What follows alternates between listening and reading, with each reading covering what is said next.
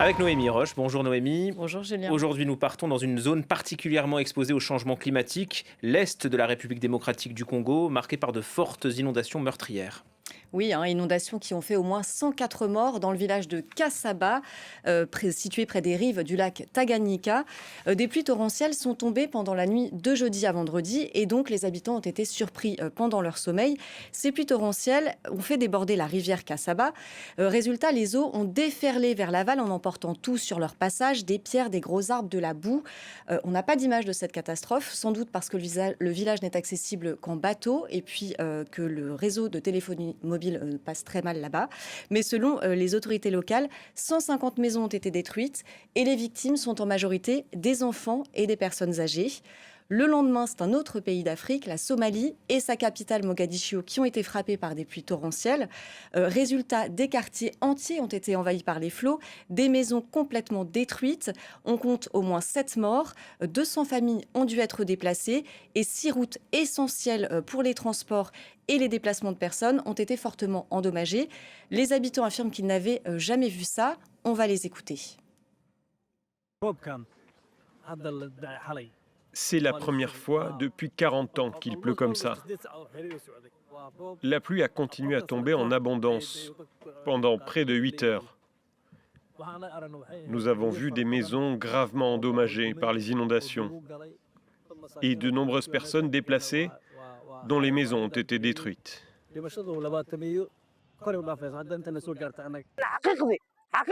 Les représentants du gouvernement sont repartis lorsqu'ils ont vu notre situation. Ils sont partis et n'ont rien demandé à notre sujet. Ils ne nous ont apporté aucun soutien. Et je suis sûr que les hauts responsables du gouvernement, comme le président Hassan, ne savent même pas ce qu'il se passe ici. Voilà, on peut comprendre la colère alors que les drames liés à l'écologie s'enchaînent. Oui, regardez ces chiffres du bureau de l'ONU pour la coordination des affaires humanitaires, l'OCHA. Environ 6,9 millions de personnes touchées par des pluies torrentielles et de graves inondations en Afrique occidentale et centrale en 2024. La Somalie aussi est particulièrement concernée, notamment pendant la saison des pluies qui a lieu entre avril et octobre dans le sud-ouest du pays. Et donc c'est maintenant. Et selon un rapport des Nations Unies publié fin avril, plus de 45 000 personnes ont déjà été affectées par des crues éclairs dans le pays depuis mi-avril. La Somalie avait déjà été frappée par de graves inondations en 2023. On s'en souvient, plus de 100 personnes avaient péri et plus d'1 million avaient été déplacés à cause de ces crues. Le pays, il faut le rappeler, est situé dans la Corne de l'Afrique, l'une des régions les plus vulnérables au changement climatique. Là-bas, les événements météo extrêmes deviennent de plus en plus fréquents et intenses. Et donc, de fortes pluies succèdent ainsi à des périodes de forte sécheresse, un autre fléau qui touche le pays. Et donc, les sols trop secs ne peuvent plus absorber les excédents de précipitations. Et c'est notamment ce qui provoque ces inondations. C'est le même topo en République démocratique du Congo? Alors, c'est un petit peu différent puisque la République démocratique du Congo est elle aussi souvent frappée par des inondations. Mais on s'en souvient d'ailleurs, là, en avril de cette année, il y a déjà eu 30 morts dans des inondations. En 2023 aussi, des crues avaient causé la mort de 400 personnes dans la province du Sud Kivu. Mais ces inondations, là-bas, elles touchent particulièrement les rives des grands lacs de l'est du pays. Et sur ces rives, il faut savoir qu'il y a des villages entourés de collines qui ont été beaucoup déforestés à cause du charbon. Et donc, ces collines, elles sont forcément moins efficaces puisqu'il y a moins d'arbres, pour retenir les fortes précipitations.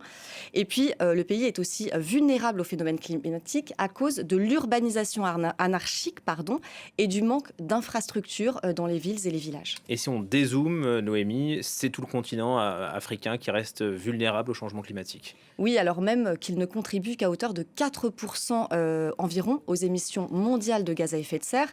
Mais l'augmentation des températures en Afrique est légèrement quand même supérieure à la moyenne mondiale, 1,4 degré contre 1,1 degré à l'échelle de la planète. Et selon les experts, les événements extrêmes vont augmenter en fréquence et en intensité sur tout le continent. Alors ces événements, ils touchent évidemment d'abord les plus pauvres, qui perdent tous leurs biens lors de ces catastrophes, leurs maisons, leur bétail, ce qui rend ensuite la résilience difficile, voire impossible pour eux. Or, d'ici à 2030, jusqu'à 118 millions de personnes extrêmement pauvres, c'est-à-dire qui vivent avec moins d'1,90 $ par jour, seront exposées à la sécheresse, aux inondations et aux chaleurs extrêmes en Afrique, selon l'OCHA. Donc l'OCHA qui appelle à mettre en place des mesures d'adaptation adéquates sans tarder. Voilà pour tous ces éléments alarmants. Merci beaucoup, Noémie. Tout de suite,